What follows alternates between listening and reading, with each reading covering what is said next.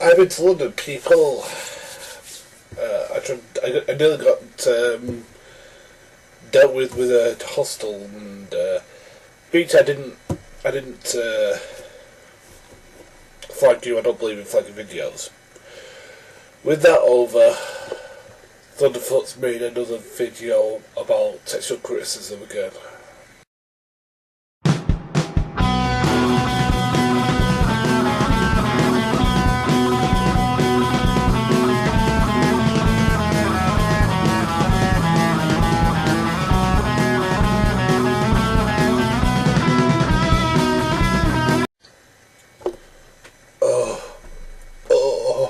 Oh God, why does he have to do this? Now, for those who are going to give me shit, I know I'm going to get shit for this. Let me state for the record that I'm a fan of Thunderf00t when he talks about science, because his enthusiasm for the topic is great. He knows what he's talking about. He's very articulate and very well spoken about it, and he's very, very well marshalled when it comes to that subject. When it comes to theology and textual readings, he's out of his depth, shall we say. Now, let's not get into the God is volcano, the Jezebel and the sisters thing. Let's not get into the bit where we talked about the 23rd Psalm and the worst textual reading on 23rd Psalm I've ever heard. Now he's focused his wisdom on probably one of the most famous parts of the Bible. And I'm just going to let the man speak for himself, because this is just stupid on so many levels, I don't even know where to start. So the Boston bombers were a couple of losers. They took some commonly available materials in America and used them to kill 3 and blow the limbs off a dozen or so. And the media frenzy that followed was incredible, when you consider that, on average, about 100 Americans die each day in car crashes of one sort or another, and a comparable number are shot.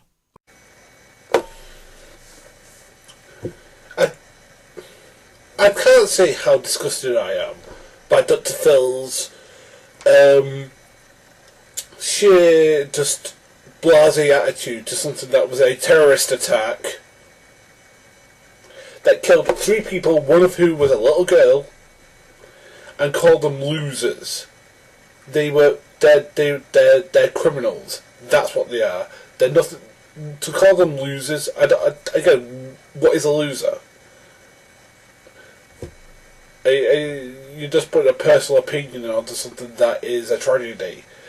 But it's going to get much worse when he gets into the whole Jesus thing in a minute. What was it? It's easier for a camel to go through the eye of a needle than it is a rich man to go through the gates of heaven. Of course that's what it was. It couldn't possibly be that the rich were terribly happy with their lot and had no time for this being poor as a virtue crap. Actually, Dr. Phil, it was the point that accumulating wealth has nothing if you don't care for your fellow man. That's the point of it, and this shows you have no understanding of the text you're talking about at all. And I still really can't believe that this went on to become one of the world's largest religions.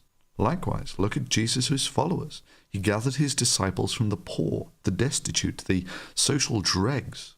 Easy pickings when you compare them to trying to convince the rich. Tax collectors weren't poor. Most of his followers weren't poor. They were Jewish. They would own probably most of Jerusalem. Fishermen was actually a very profitable trade back in the day.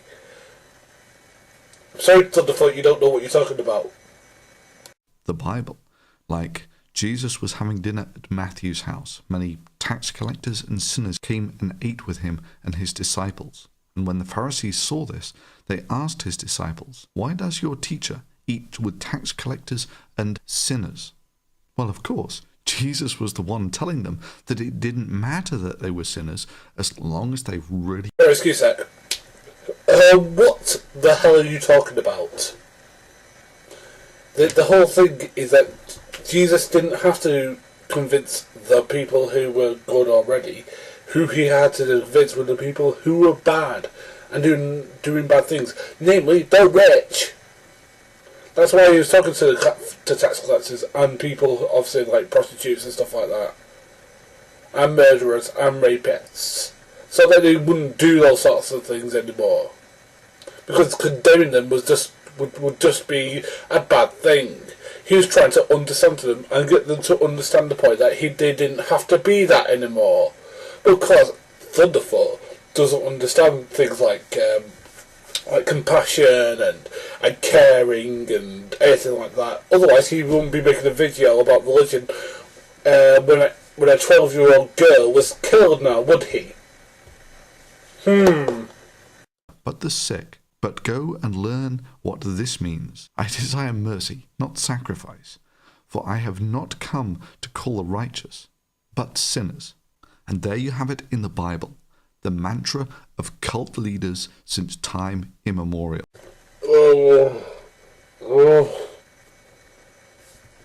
The point he was trying to make there is that the righteous were going to come to him anyway. It would be the people that the people he didn't convince were the people who were leading a bad lifestyle. People who had a quote-unquote sinful lifestyle. Now, Dr. Fell doesn't understand that because he doesn't understand the same because he doesn't understand the Bible.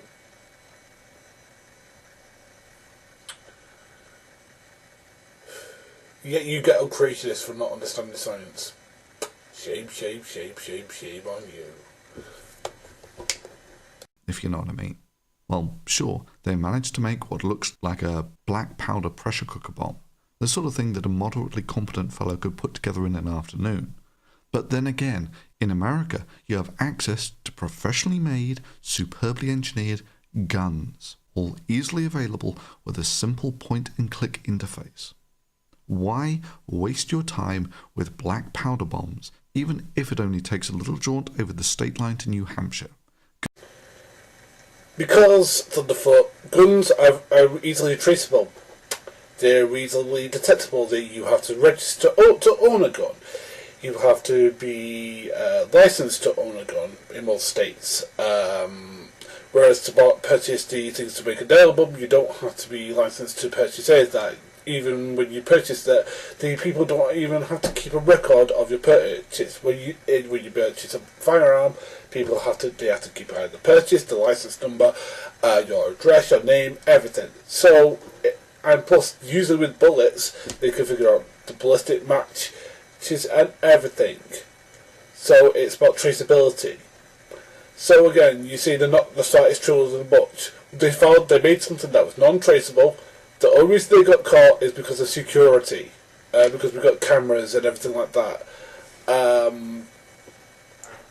Again, they tried to blend into the background, they failed at it. That does not make them dumb. They just got caught. And the fact that you're turning something which is a tragedy into a play against religious people just makes me sick to my stomach.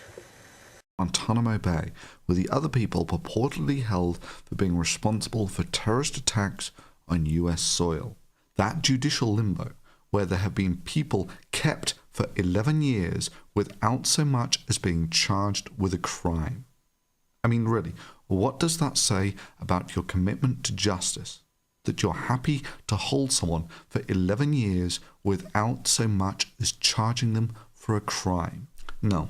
If you're opposed to the death penalty, argue that he should be sent to Guantanamo Bay. That way, one sad, ugly event.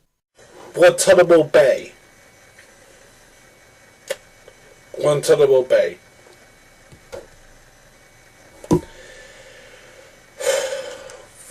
For fuck's sake. Thunderfoot, you're an idiot. Guantanamo Bay should be shut down. It is unconstitutional. It defies people of their basic human rights. The right to a trial. The fact that you're advocating this just astonishes me. The fact that the people there in the first place astonishes me. Especially the fact that it's done by the United States. which has laws that deal with this sort of thing. I mean, Guantanamo Bay. Yes, he should be put in prison. I don't agree with the death penalty. I totally don't. But I'm not going to advocate for him to be put in Guantanamo Bay, a place which is basically a torture hole. That's what it is. They torture people with, like, Barney the dinosaur music and all sorts of stuff. And anyone says, "Oh, that's not really torture." I'm sorry, psychological torture is just as bad as physical torture.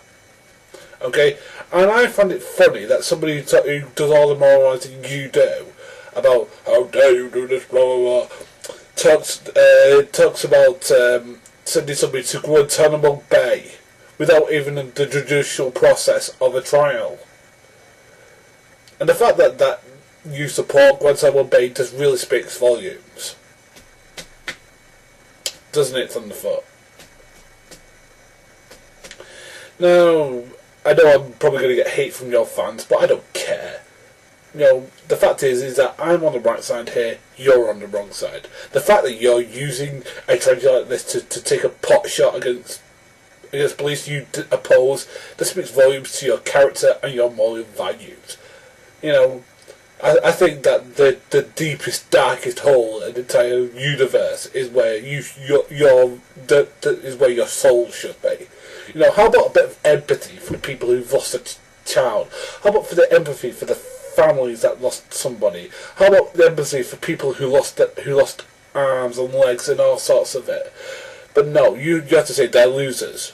They're not losers. They're criminals. And until we learn the difference and stop trying to label people as losers when they commit a crime, we're never going to understand crime. And that's the real tragedy here. And it's wish that it's one that you would learn. This is Phoneybeetlemaniacxs. Follow dreams, make them true. Out.